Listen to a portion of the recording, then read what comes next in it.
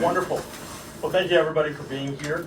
In just a short while, I'll be on a plane back to Washington, and I want to crystallize the moment that we're in, the fight that we certainly had over the last several weeks, but a fight that will continue because it's essential.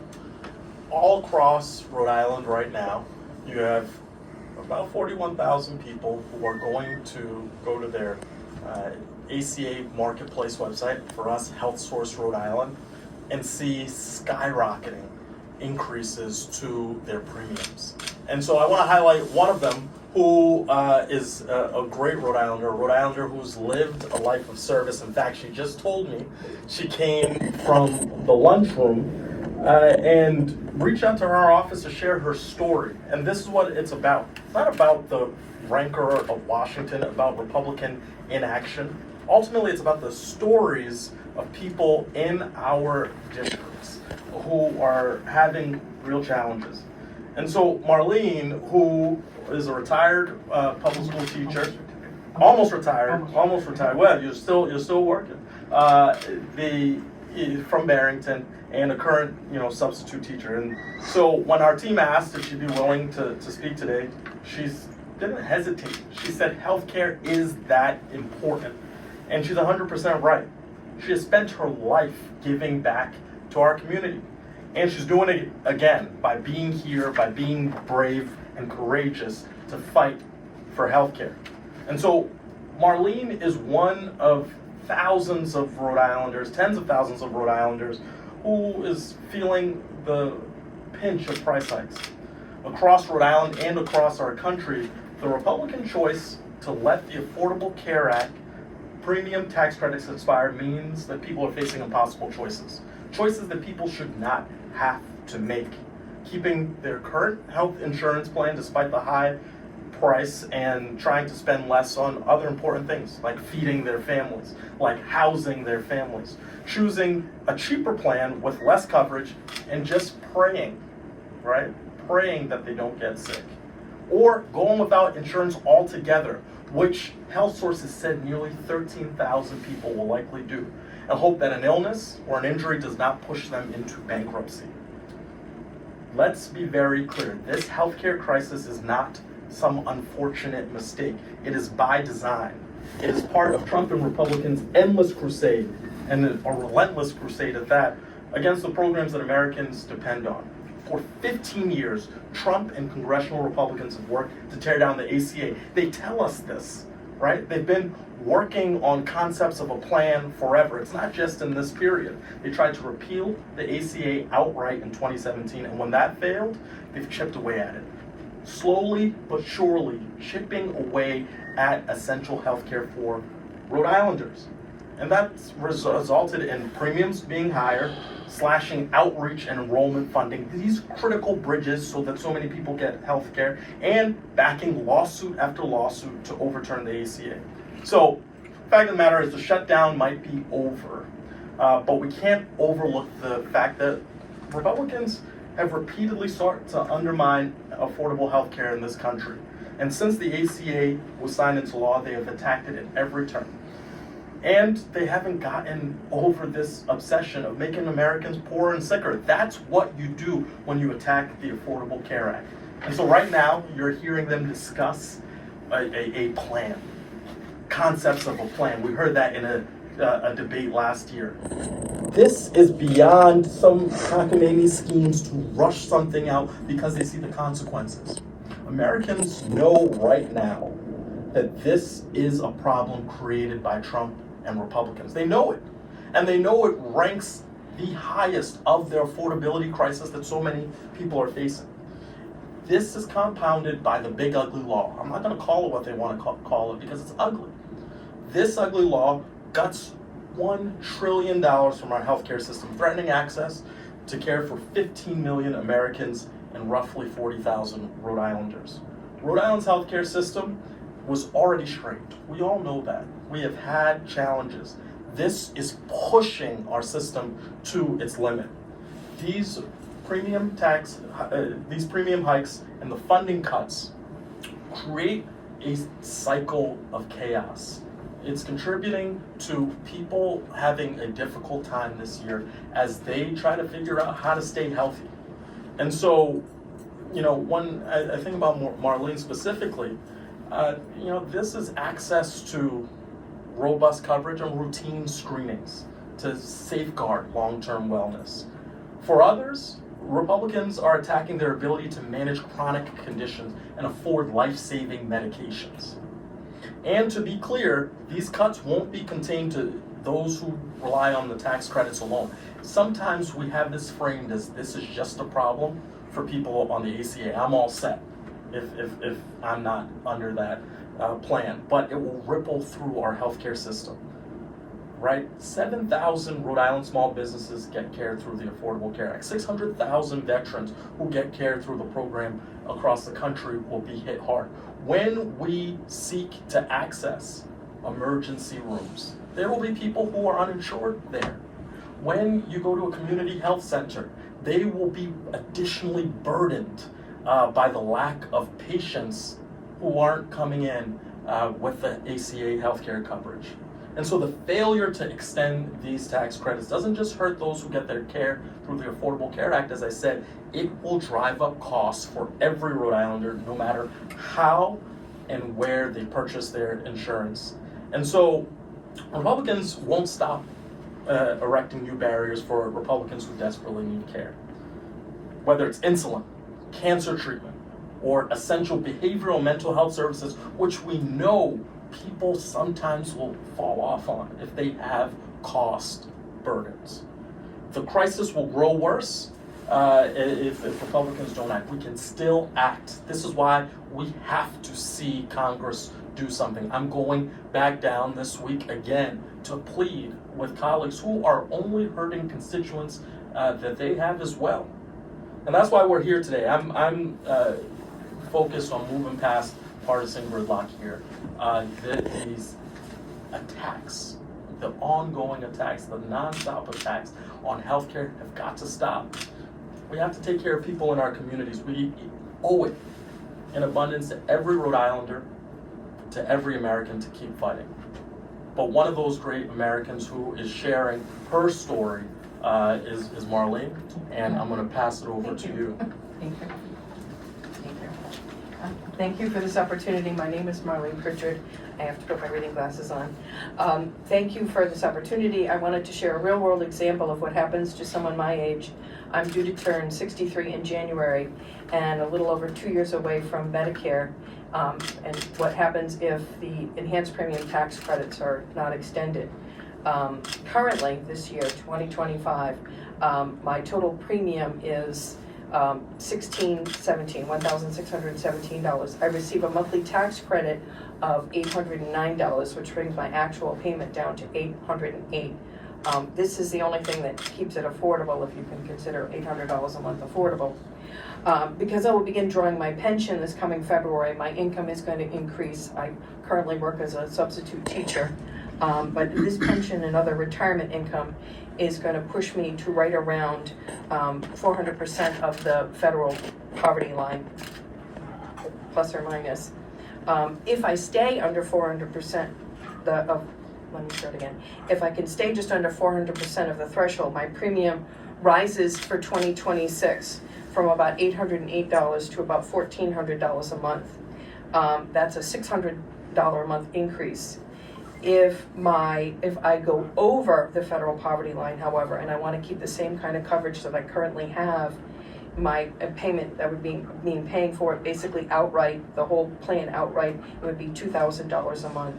That's a lot of money extra from what I currently pay, $1,200 a month more than I would pay per month. I'm going to be living on a retirement income, perhaps doing some more substitute teaching, but that's financially is very, very, very, very difficult, if not impossible. I do have a history of cancer. I have been, I'll say, surviving for about 10 years now, but I do get frequent scans and checkups just because of my cancer history. They will go 10 years out for your history on cancer. I had breast cancer. And one of the things that happened to me, if I want a real perfect example, was one of the scans I did was I had an MRI in August, and on the MRI they saw something they thought was suspicious. It was BI-RADS4, if you're familiar with that terminology, and I had to have a biopsy. It was an MRI guided biopsy. I was very lucky that it turned out to be something that was benign. I didn't have to worry about it, but I was imagining myself during that 3-week period between when I had the MRI and when I had the biopsy of, oh my gosh, am I gonna have to, get radiation again? Am I gonna have to have more surgery? Oh my gosh, what's gonna happen? Another example, but my insurance paid for it. That part I didn't have to worry about. The other example that I have is I'm going to be having an echocardiogram come December that I know will be paid for because of the insurance that I purchase right now. That's because one of the drugs that they gave me during my chemotherapy, which I had almost everything you could have for when you have breast cancer. I had 2 surgeries, I had chemotherapy, I had radiation, and I had a pulmonary embolism thrown in there for sarcastically say fun, that was all about 9 to 10 years ago. But one of the drugs that I got during my chemo was hard on my heart, and they want to be able to monitor my heart for that reason. And I think about these things, and never once when I was a teacher did I have to worry about that because my health insurance paid for it. Now I'm going to pay for it now. Can I pay $1,400? Can I pay $2,000 a month? I can't. I don't know what I'm going to do. That's why I think that this is important. Mine's just one example of, I'm sure, many that would have. What could I do? Could I increase my deductible? But then what if I get sick? What if I have a recurrence? I have a history of cancer. I have other ongoing health issues that require regular monitoring, follow-up prescriptions. I can't safely move to a high deductible plan because a recurrence or a new diagnosis would put me in a very catastrophic position. So I really appreciate any kind of advocacy that our congressman can do to help illustrate why these are so devastating to people such as myself. Thank you, Marlene. You can end here. You've heard from someone directly who's impacted. This is not an academic exercise.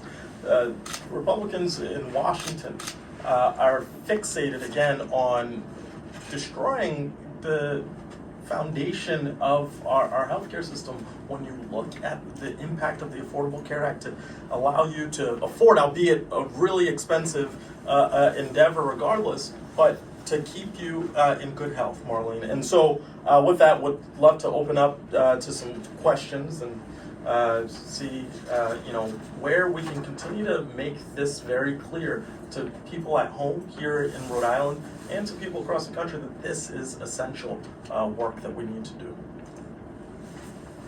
I have a question. Yes. So I'm kind of quoting President Trump when he was signing the shutdown bill, talking a bit about his vision for healthcare at this point, basically saying that he doesn't want the money to go to insurance companies. His quote was, "We're going to pay a lot of money to the people. They're going to go out and buy their own healthcare, and we're going to forget about this Obamacare madness."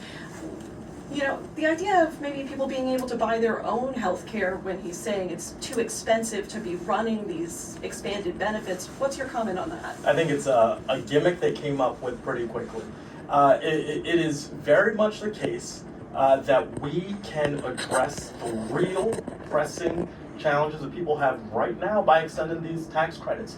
There is no certainty if you give somebody $2,000 that they're going to go spend it on their healthcare. That the analog here is if you're mad about SNAP but you want to cut out the middleman, the grocery store, the person still has to eat, right? We're not living off the land. You still have to go and purchase the ability to get this coverage, and everything else is a distraction.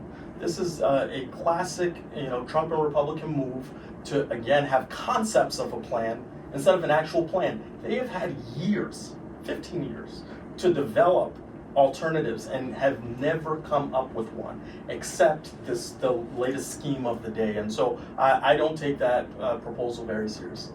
What about the cost factor, though? Him saying it's too expensive at this time. Of course, we need to continue to address the cost of healthcare, but let's be very clear, they have been driving up the cost of care. When you attack the system, when you undermine the system by making it difficult for people to get navigators to get the health care that they need, when you make it difficult by refusing to carry out the promise of lowering prescription drugs, there are lots of meaningful things the Republicans could do and come sit to the table instead of the shortest distance that they come to a solution is let's just repeal. Right? If they want to bring us ideas and work in a bipartisan fashion to address the healthcare concerns of the American people, I'm waiting and ready. But they haven't. All they've come up with is repeal. Given the results of the shutdown, are there any conversations that you're having locally with our government officials elected here to help those who benefit from the Affordable Care Act? Look, we'll continue to have those discussions, but we have to drive towards an extension of the tax credits, largely because that is the present danger, the clear and present danger in front of people. They expire at the end of the year. There's still time for Congress to act. And so we will continue to push there. My colleagues in the Senate have been promised to vote. We haven't been promised to vote in the House of Representatives. And so we will continue to make the case that we need to do that. And, going beyond there, look, states are going to see this on their exchanges. There will be a significant drop in population, people getting their health care. As I mentioned previously, HealthSource Rhode Island estimates about 13 to 15,000 people will not renew.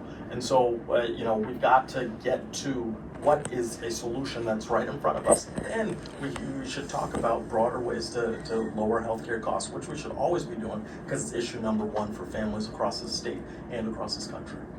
My wife and I get our health care through HealthSource, and it costs us quite a bit, even with these credits. Not only that, but she's been sick for 12 years, and we've picked up a lot of debt over those 12 years to about $120,000 or something. On top of that's with the ACA fully functioning and working, and that's with a gold plan every time. We could not afford to scrimp on it. So is there a chance that we could do better than this? Because the ACA for us means like if we sold the house, we'd be down $100 and something thousand right off the top before we even saw a penny of it. Look, I certainly think we can do better than better than where we are, but we recognize that the Affordable Care Act brought tens of millions of people, 30 million Americans who didn't have health insurance into the fold. Mm-hmm. But it was never going to be the last piece of legislation that we could do to lower costs. Right. And so there are a ton of things that we can consider. I certainly have been a proponent of seeing what we can do to get more people into Medicare. Right. All along the time that I've been in office, I've been very supportive of seeing what we can do to lower that eligibility age, every year, and use the market force that is there to push down costs.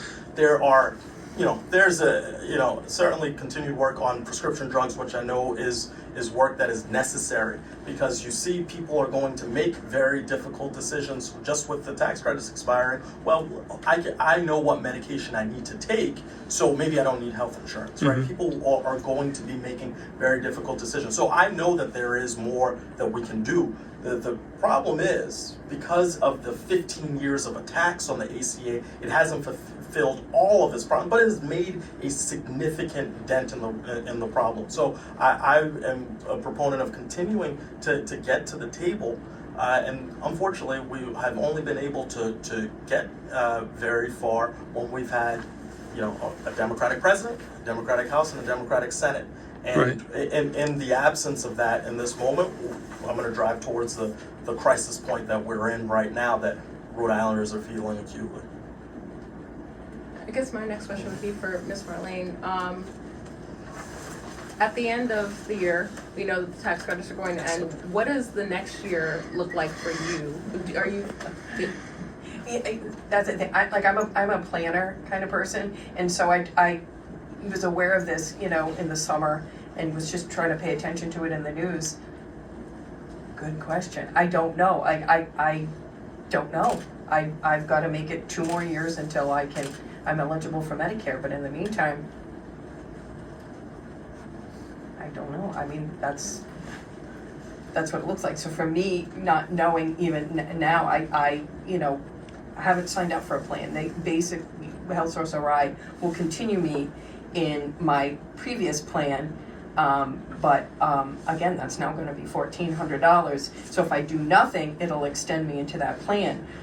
I have to make a decision within the next month or so to decide for next year, what am I going to do for that? Am I going to, drop to a higher deductible plan and then worry about having, some kind of recurrence happen? And I don't know. And my family has a history of breast cancer too, and my mother's cancer came back, and my sister has the first cousin on my mother's side. Cancer's cancer, and I don't want to not have that coverage to be able to get the scans necessary and go, oh no, wait, I can't afford it, So. But I'll be over it. I mean, this is the cruelty that we see coming out of Washington. People are being forced to make impossible decisions, making choices between bad and worse, essentially, right? It's the unfairness of it all, and that's why, again, we need to get to, and I'm supportive of, I signed a discharge petition to do so, a 3-year extension of the enhanced premium tax credits to give us the certainty for households across Rhode Island and across this country to make their decisions this year and know that they can plan, like Marlene said, she's a planner. She wants to have a plan for how to address the most essential needs of healthcare. And so that's what we should be focused on. We'll put that on the table. There are hundreds of Democratic House members who have signed up to this discharge petition, hoping to force a vote onto the floor to actually, fulfill what the constituents that we have want us to do, which is help them get the healthcare they need. Do you feel, because I believe it was the Kaiser Family Foundation did a poll right when the government shut down, what happened, that 59% of Republicans in Congress supported. Sorry. 59% of Republicans support some form, or is it 59%? Either way, a good chunk of Congress seems to support expanding these. It just seems the issue is President Trump to some extent and congressional leadership. So even if something gets across the line in Congress and Trump doesn't like it, there's a good chance it might not pass. Does that worry you as well? Well, look, the first step is getting the votes. And if something passed before the House and the Senate and the President vetoed it, that's something they can get to. Right now, I need courage and backbone out of my congressional Republican colleagues who know and are hearing from their constituents, just like I am, that people can't afford their health insurance and will opt out of it. So, I try not to read Donald Trump's mind. But I would say if there was a congressional mandate to act by voting in both chambers, that would send a very powerful message. And right now, there is bipartisan legislation that Speaker Johnson will never take up without permission from the president, and that's how they work right now. But with a half dozen Republican House members who want to see an extension as well. And so, again, that we've got to listen to the people we work for. They're telling us they can't afford their health care, so we have to fight for it. A question for Marlene. How, before the enhanced tax credits, how were you able to afford insurance, and how, when they came into effect, how did that change? I had, first of all, I worked as a school teacher, and I had teachers are known to have nice healthcare plans, and I was very fortunate. And during my treatment 10 years ago, it was, I'll say, quote, great, not that going through cancer treatment is great, but I didn't have to worry about, that was one thing I did not have to worry about. For about a year, and I was on COBRA. I actually have my COBRA paperwork, should you want to see that, and I was ended up being part of the group rate. And then essentially I did just buy it after that, for that, yeah. So I've been doing it for, trying to think now. But yeah, I've always had some kind of healthcare payment since I lost my teaching position. Part of that is the price has been going up every year since it started about 12 years ago. Yeah. So when we first started, we were paying something like $400 or $500, and now it's closer to $14. And that's with the ACA benefits. When it leaves, it'll probably be 28 to 30, or yeah, 3,000. Anything else? Yeah, Congressman. Yes. I think you addressed this a little bit earlier, but what about longer-term solutions to rising cost of healthcare? Just how long can we keep this kind of stuff up? Yeah. Well, again, that's what you identify with the difficulty in the passage of the Affordable Care Act, which is why we should be strengthening it, not weakening it.